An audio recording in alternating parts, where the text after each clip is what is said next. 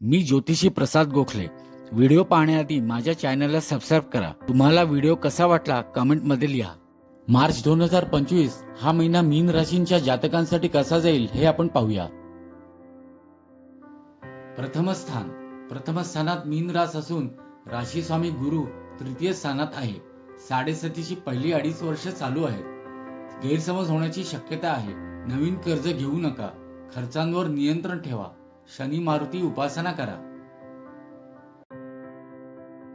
द्वितीय स्थानात मेष रास असून राशी स्वामी मंगळ चतुर्थ स्थानात आहे। घरावर कुटुंबासाठी खर्च कराल। वाहन खरेदीचे योग आहेत। तृतीय स्थानात वृषभ रास असून शुक्र प्रथम स्थानात आहे। भावंडांची आर्थिक व्यवहार सांभाळून करा। भावंडांच्या तब्येतीची काळजी घ्या। प्रवासात काळजी घ्या। चतुर्थ स्थानात मिथुन रास असून राशी स्वामी बुध प्रथम स्थानात आहे। कुटुंबावर खर्च कराल। नवीन वाहन घेण्याचे योग आहेत। घरासाठी खर्च होईल। घरात वादविवाद टाळा। वाहन सांभाळून चालवा। पंचम स्थानात कर्क रास आहे। संततीशी मन मोकळेपणाने संवाद साधा। प्रेम प्रकरणात गैरसमज ब्रेकअप होण्याची शक्यता आहे। सांभाळून राहा।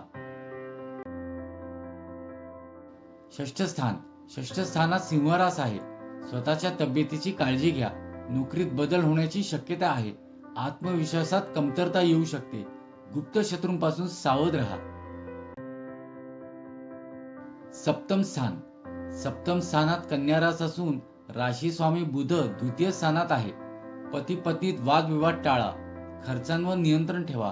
पार्टनरशिप व्यवसायात अडथळे येऊ शकतात। कोर्ट कचेरीपासून सावध राहा।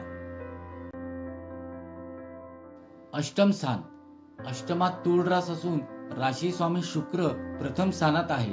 अचानक धनलाभ मिळणे अशी घटना घडेल। कुटुंबातील व्यक्तींची काळजी घ्या। आजारांवर दुर्लक्ष करू नका।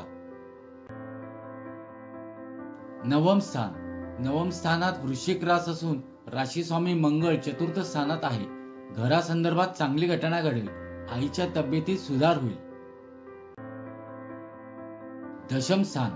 दशमात धनुरास असून राशी स्वामी गुरु तृतीय स्थानात आहे। कला, खेळ, साहित्य या क्षेत्रात काम करणाऱ्यांसाठी चांगला काळ आहे। नोकरीत उच्च पद मिळण्याची शक्यता आहे। कामासंदर्भात प्रवास होतील। एकादशात मकर रास असून राशी स्वामी शनी द्वादश स्थानात आहे। उधार अथवा उसने पैसे देऊ नका। अचानक खर्च येऊ शकतो। पैशांच्या बाबतीत सांभाळून राहा।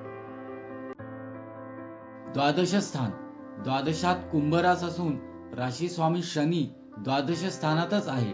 कोणालाही जामीन राहू नका। नवीन कर्ज काढू नका। अनपेक्षित खर्चांपासून सावध राहा। तुम्हाला पत्रिका दाखवायची असेल तर खालील दिलेल्या नंबरवर कॉल करा।